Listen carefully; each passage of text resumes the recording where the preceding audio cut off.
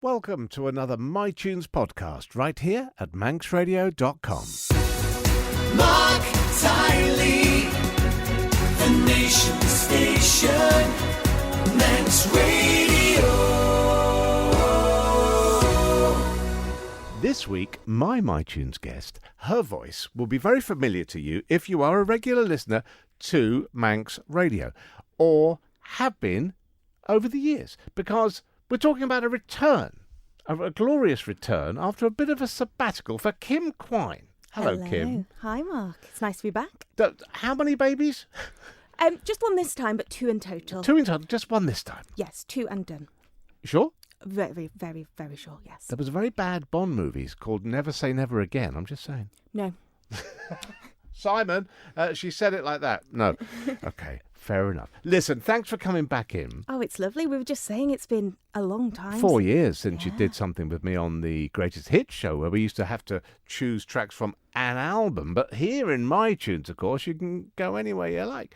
One thing we did talk about, but maybe not enough about, was you in the music industry back in, was it Chiswick as well, and UK? Yes. Yeah, to just refresh my memory about your history. So, back when just after I finished university, first job out there, fresh-faced, was at a recording studio called Metropolis in Chiswick. Yeah, I was the studio events coordinator, so I helped the studio bookings and also ran events in the studios. So we did all kinds of things. We did live to vinyl recordings with an audience. We had some 80s legends in, Belinda Carlisle and the likes, just in the studio. So only 80 to 100 guests, really intimate, all recorded at the same time, all live to vinyl.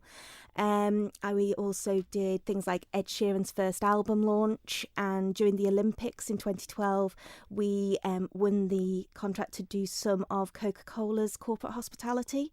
So we did them a studio experience, going around doing recording, mastering, seeing the vinyl being cut, and then they took their vinyl home with them and they could download their recordings at the end of it of the kind of official Coca-Cola Olympics song. Brilliant. But that wasn't where you met your also incredibly music-driven husband, Simon. Well, you didn't meet him there, did you? No, it was before that. It was at university. We were on the same course, as it turned out. So Simon had actually taken a year out after school.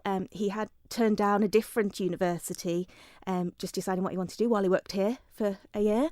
And then he decided to change what he wanted to do and went to the University of Hertfordshire, where we turned up on the same course. So about 2 weeks in, I'd seen him in lectures and things, but about 2 weeks in we decided, a group of us, to get together. We had our first exam coming up, had no idea what we were doing. So we thought, right, we'll get together, we'll do a bit of studying and then go for a few drinks. And so we said, right, we'll do it in our kitchen. So everyone comes along, and I open the door and there's this boy in his Converse and his leather jacket with his, if you remember, Simon used to have the kind of floppy Beatles-esque hairdo going on. I do, because I was here when he left to go to meet you, as it happened. I was working with him here. Well, he was doing all sorts of stuff with us. Yeah, so we met then, and we were just 19, and by Christmas, just before Christmas, we got together, and the rest is history. Here we are 14 years later, married for 10 years next year. That's crazy. That is absolutely crazy. Now, the first piece of music has something to do with the pair of you, so talk me into it. Yes, so at that same day, it was the first time that we'd seen each other on a night out or in lectures, but not really to speak to each other. So we did our studying. We went out. We were about to go out for a few drinks, so we had a couple of pre-drinks, as you do at university when you're young and can hold your drink. So we went to somebody else's flat, having a couple of drinks, and Simon takes over the music, as he still does now. That hasn't changed.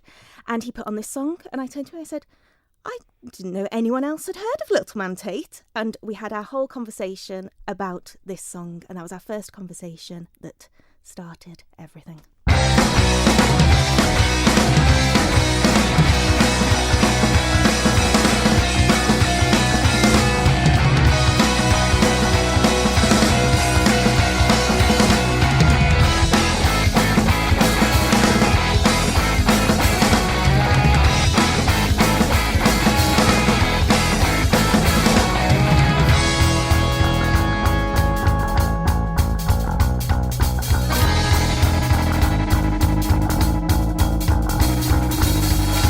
subject's Clark's gonna get his hair cut. He's going out tonight. She calls a friend, says, listen, but keep your mouth shut. I heard he's coming out tonight. She goes to the same old bar every Saturday night. She puts on the same old tune. She takes out a cigarette and asks him for a light. She loves to tell him what she means when she said, I like your jeans. She really meant that he's so sexy. And she doesn't even know he went on the radio to tell the world that she's so lovely. She's so lovely. And this should be the best night of your life. Be the best night of your life. Be the best night. She's so lovely. She's so lovely. This should be the best night of your life. Be the best night of your life. Be the best night. She's so lovely. She's so lovely.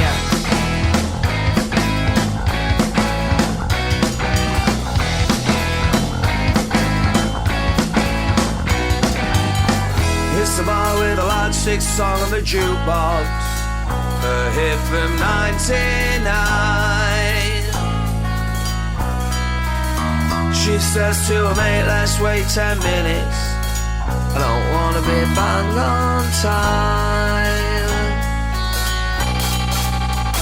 He goes to the same old bar every Saturday night. He puts on the same old tune. She takes out a cigarette and asks him for a light. She loves to tell him what she means when she said, I like your jeans. She really meant that he's so sexy.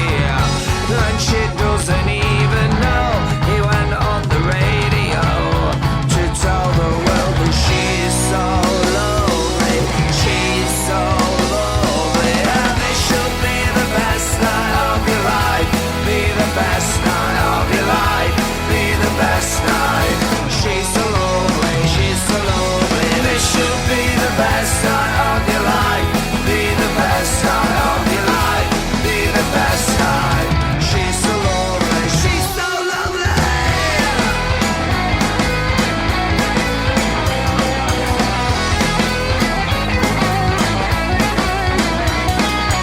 This should be the best night. This should be the best night.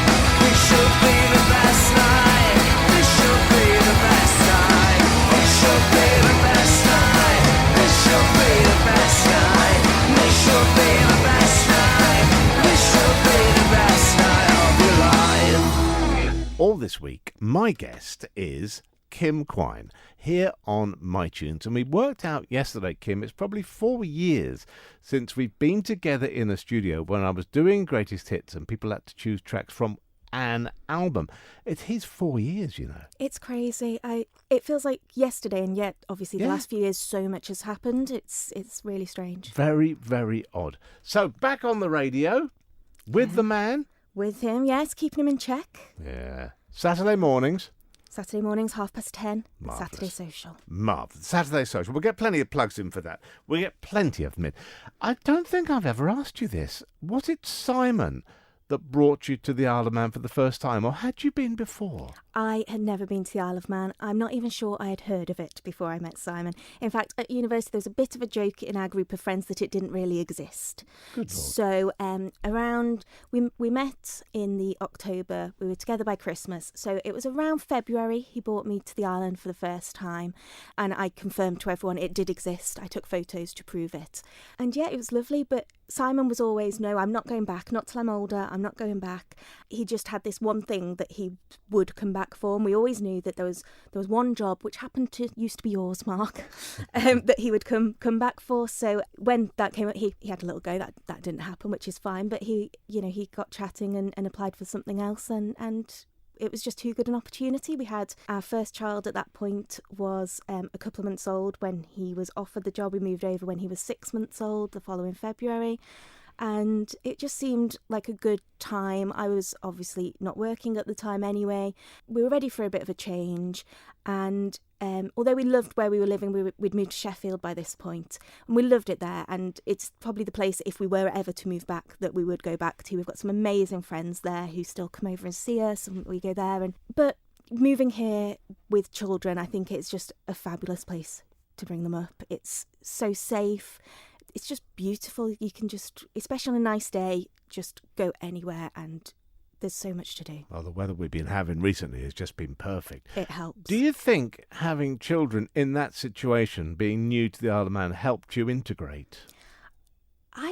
In some ways, yes, in that you've got an excuse to go and meet people who have other children about the same age. So you've automatically got a little thing that you can kind of start talking to people. I actually found it was difficult in other ways because when we had our youngest, I hadn't got any other friends who had babies at the time. So I had other friends who had older children, some friends who didn't have children, but I didn't know anyone else with young children and babies at that time. But then when he was 6 weeks old, we found out that we were going to be moving here. So I never bothered starting to go to the baby groups and meeting people there because we were moving. There was really no point. So we got here when he was 6 months old, and I started trying to go to things. And I actually found after about 4 or 5 months, I was getting really anxious. Found myself one day walking down a street in Peel and someone else was coming the other way, and I thought, oh no, I can't, I need to go a different way. I thought, this isn't quite right. So anyway, went to fabulous GP who, just a bit of kind of social anxiety. So one day I thought, right, I need to get myself out of this. I've got a great opportunity here. And there were many people who were really, really welcoming when we moved over. A lot of the Manx Radio staff being those, yourself, Alex, and Beth Espy was one of them. And I just thought, when I was younger, I used to really like being involved in amateur dramatics. I know Beth does all of that, and it's amazing over here. So why don't I just send her a message? So I got my courage up and just sent her a message before I could think about it. When there's next something appropriate, could I just kind of come along and help out or something? She was like, we're just rehearsing for Dad's Army. Why don't you come tomorrow? I was like, oh, okay. And there we go. Brilliant. We're going to talk an awful lot more about the service players and your role in it because, dear boys and girls, ladies and gentlemen, I do have with me in the studio the vice chair of the service players, because that's Kim.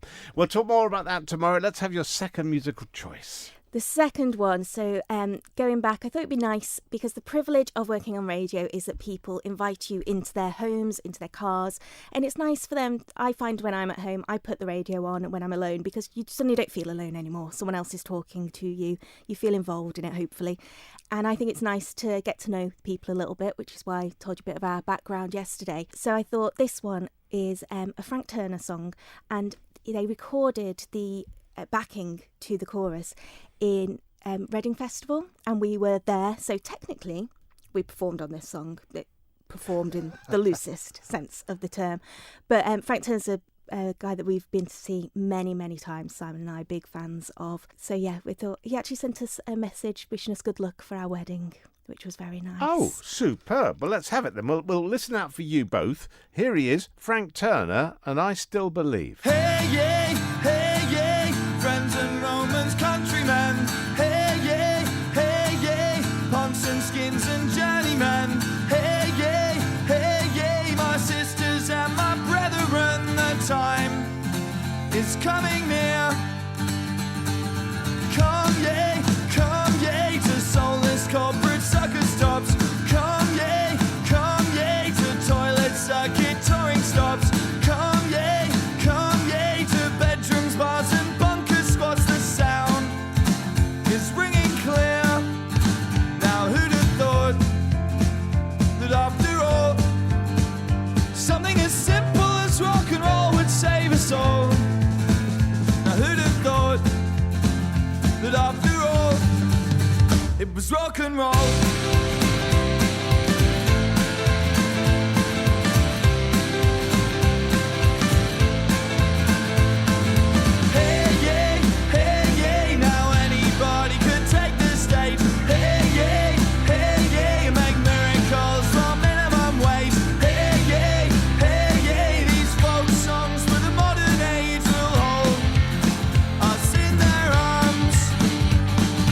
Right here, right now.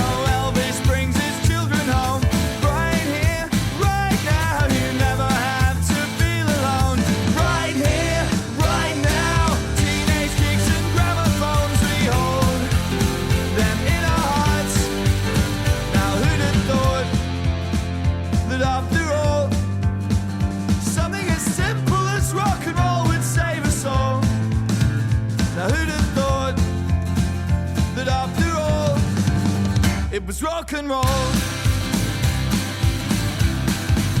And I still believe in the saints. Yeah, in Jerry Lee and in Johnny and all the greats. And I still believe in the sound that has the power to raise a temple and tear it down. And I still believe in the need for guitars and drums and desperate poetry. And I still believe that everyone can find a song for every time they've lost and every time they've won. So just remember, folks, we're not just saving lives, we're saving souls and we're having fun.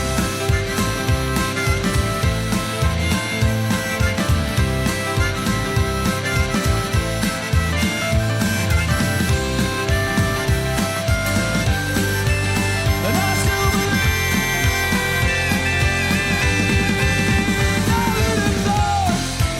that after all, something as simple as rock and roll would save us all. Who'd have thought that after all, something so simple, something so small. Who'd have thought after all, it's rock and roll. I wonder if having a similar sort of approach to music and maybe a similar sort of record collection, CD, tape, whatever it was, when you met Simon, sort of bound you together and made this radio partnership almost inevitable, that you would end up doing something together. What do you say, Kim Quine? Quite possibly. I remember coming up, before we moved here, I'd come up to Manx Radio and Simon used to come back for TT, Manx Grand Prix Christmas, and do a bit of work on Manx Radio. And I remember in the corridor just behind us, lovely Judith Lay saying, "She's got a very nice voice, she'd be wonderful on radio." And I was like, oh no, I couldn't possibly do that. And here we are. Yeah, well, you see, because I think when you've got that keen mind and an interest in music, you must have that sort of connection. And it does rub off. I can hear it on air. Yeah, and I think we have very similar tastes in some ways.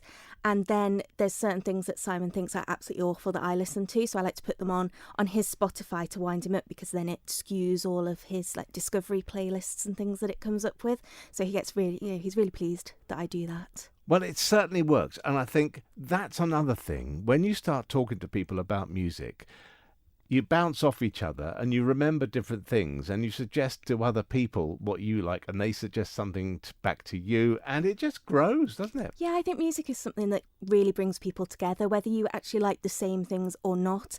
Music is just a wonderful medium that whatever mood you're in, however you're feeling at the time, whatever's going on in your life, there is a song that will either reflect that or uplift you. I just think it's an absolutely wonderful thing. I know, some people are into their music, some people are into their movies. We're not massive movie people, to be honest. We will watch films, but it's not really our thing. But we'll sit in an evening sometimes and just have random music playing and just see what we find. Now, obviously, you're a busy family couple. The new one, the remix has landed and is doing very nicely, thank you. Yes, almost 10 months old now already. 10 months, gosh. And your little lad loved it a bit. Yeah, absolutely adores her. All we hear is, "I love her the most in the house." Oh, that is so cute. But the point I'm making is, do you still have time to watch anything on telly? Apart from Postman Pat. Well, yeah. In the evenings, we tend to try and have an hour or so once they've gone to bed and just have a bit of a relax. But the reason I ask is because ages ago, I think it might have been lockdown, started watching Stranger Things. Oh, yes. Yeah? And in the last series, this Kate Bush phenomenon happened, that the girl had the headset, the Sony Walkman with, running up that hill, and it became her protection song. and it completely brought Kate Bush to a new audience. It's strange how that happens, isn't it? I can't think of what song it was now, but there was maybe Paul McCartney or somebody of that ilk who went on to some current person's track, and online it just went completely crazy with, oh, isn't it nice how so-and-so has invited this old chap and let him join in? It's like, oh dear. Yeah. Yes. But those connections are quite remarkable, that things can just pop up and mean an awful lot to a whole new audience. I want to talk about this next piece of music now, and we have double-checked it because there was something in it that shouldn't have been in it, and you danced to it and you edited it out for your dancing. Tell me more. This playlist for this week is actually very similar to a thing we did at our wedding. So we had a little section because we were working in the music industry. We actually had our own company just after our wedding doing music promotion and things in Sheffield. So we thought that as part of our wedding reception, we put together a little section of about 8 or 9 songs that we told the story of. So we started with Hello Miss Lovely, and we just went through it with songs that meant something to us. So this was actually our first dance at our wedding, which the lovely Chris Williams actually came and DJ'd for us. I which remember was very him. nice. Yes, he did. So yes, this was our first dance, and yes, some of these other tracks that I have this week did actually appear as well. So that's And this is Easy World Till the Day.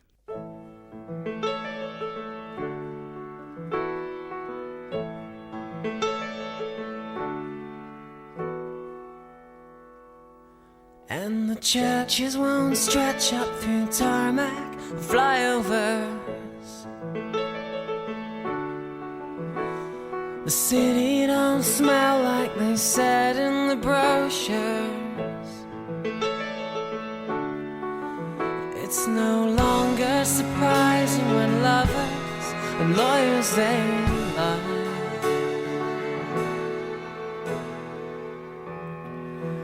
But I'd gladly put up with this till the day that I die.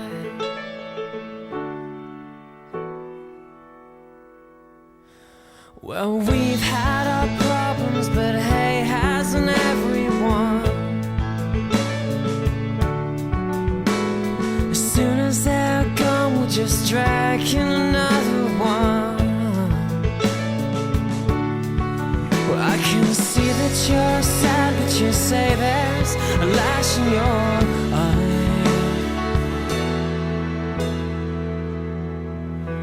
And I gladly put up with you till the day that I die.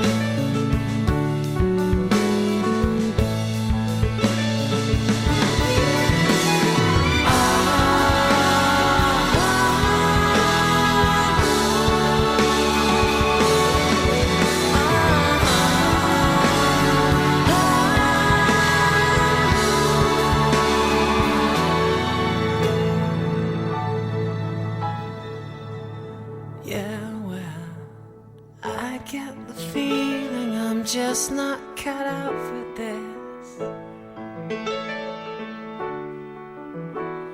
All strategies, hidden agendas, and politics.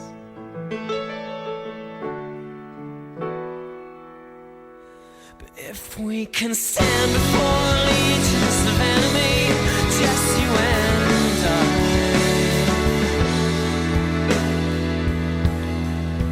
then I'd gladly put up with this till the day that I die.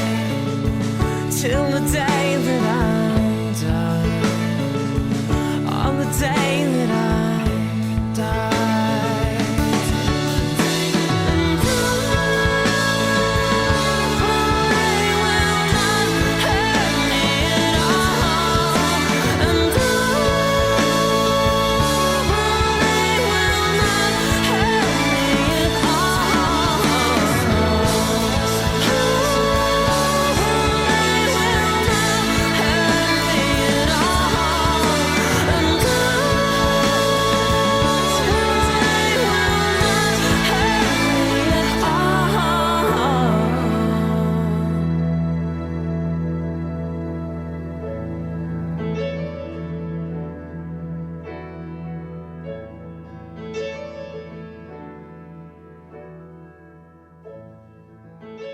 We've come to the final day of MiTunes this week with Kim Quine. Kim and Simon host a wonderful experience, a musical voyage with competitions and loveliness on a Saturday morning. Why, thanks, Mark. Talking it up a little bit there. Got to get the push out there.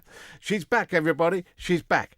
Away having another lovely baby. 2, that's it now, we've stopped? We've stopped. Okay, just check. 2 is plenty. You can divide and conquer with 2. Okay. Once you have more, they outnumber you. It's too stressful. Fair enough. You quite openly mentioned confidence building, maybe yesterday or the day before, and getting stuck into drama. Was the amateur dramatics important for you rebuilding your confidence? Absolutely. I've always, even as a child, struggled a little bit with self-confidence. So, for instance, if we went out to a restaurant or something when I was about 8, 9 years old, probably, I wouldn't walk across the room to go to the toilet by myself because people might be looking at me. But I'd be on stage doing dance shows and drama and everything. And one day my mum said, "Why, you do all these things on stage with hundreds and hundreds of people looking at you. Why can't you walk across that room?" I was like, "But when I'm on the stage, they're supposed to be looking at me." Interesting. Yeah. It's really, that's kind of always been a thing. If I'm supposed to be performing in some way, then I can do it. But walking down the street and someone stares at me, I think, oh, what's wrong? What have I got on me? Well, not only are you a wonderful actress and have been in so many things since we last performed together and since we first talked, but you're now vice chair of the service players. So busy involved with the whole thing. Yes, and this year's been particularly busy so far. But yes, it's nice to be involved. You don't realise until you start being involved in committee level and just generally backstage quite what goes into putting a show on. When you go and see it and these people just appear and do wonderful things, actually the people backstage are the ones running around making it all happen. And that's not even us particularly. Committee level, we're making the decisions of what's going to happen. But actually the backstage crew are incredible and do not get enough credit for what they do. Well, you've just finished Dick Parton, for which you were assistant director. Yes. And presumably just one sort of take a quick breath and then move on to the next. Yes, especially this year because we were supposed to do Dick Parton in June and the dreaded COVID got involved, which was unfortunate. But luckily the Villa had new dates a couple of weeks later, so we managed to push it all. So finally it happened, which was a huge relief because that was something very, very new for us. The service players have never had to postpone a show. So it actually, we almost, for a lot of the organisational point of view, we had to do it all twice. So we had to do it, undo it, and then reorganise it again, which was trying to remember what you organised the first time and if you've done it again is surprisingly difficult. Because it was pulled just at the last moment, wasn't it? With main leading characters both getting COVID and it just couldn't happen. No. Which was really, really unfortunate. But it's life at the moment, isn't it? And, you know, it's not just that.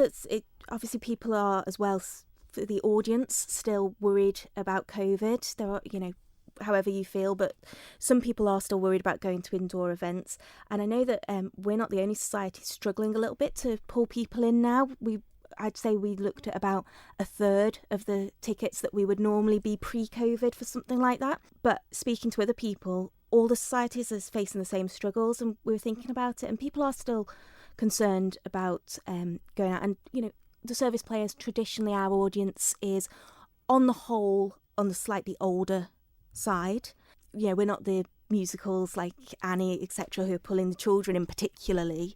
So that plays a part. But also I think at the moment the cost of living rising, everything going up. If you're worried about paying your bills, feeding your children, clothing them for school, the first thing that is going to go is going to the theatre because it's a real luxury, and we're there, and hopefully, you know, the people who came really enjoyed it. Hopefully over the next year or two things will settle down a little bit more and people will be able to come back, and when they can, then the service players will be there. So it's a big year as well, isn't it? It's a celebratory anniversary year. Yeah, so we recently had our 80th anniversary dinner evening, which was absolutely fabulous.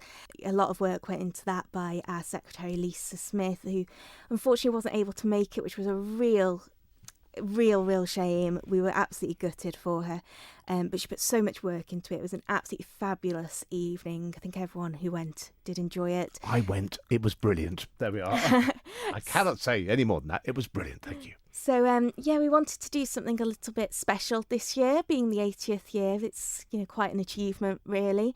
So, we've done Dick Barton, and there will be announcements soon about what's coming for our November Gaiety dates. So do keep a lookout for that. Certainly will. And thank you for coming back. 4 years. It's just ridiculous. Here's to the Saturday Adventure in Life and Sound. We try and keep it light and entertaining, but we don't really plan it, so anything could happen, really. And will. Quite possibly. And Simon and you have a great time, and lovely to have that complete family now. Yes. Sure? Very, very sure, Mark. Okay. Yes. Okay. Final track of the week, then. Final track is, again, going back to bands and artists who mean something to us. He's actually become, especially when we were living across, a friend of ours who was here on Saturday. He actually, probably about 20 years ago, I'd guess, he came over and worked at Summerland. He's from Liverpool, worked at Summerland for a summer, had a fabulous time, but then hadn't been back. For various reasons, and he made his return finally after many, many years to the island on Saturday to play here, and it is Ian Prowse, and just one of my favourite of his songs. I think the chorus is really catchy. It's Hey Hillary. 1, 2, 3.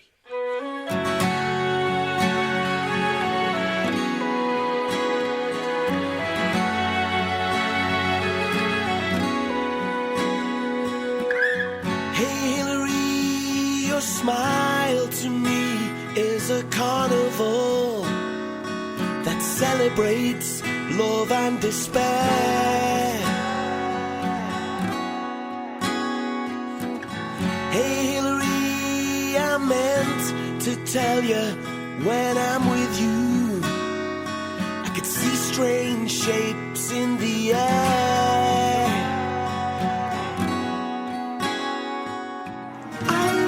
She's alright, she's just hurting deep inside. She's got it all going on here tonight. Well, I got all this surging through me, and you know that we're on fire. Well, I left my home and family.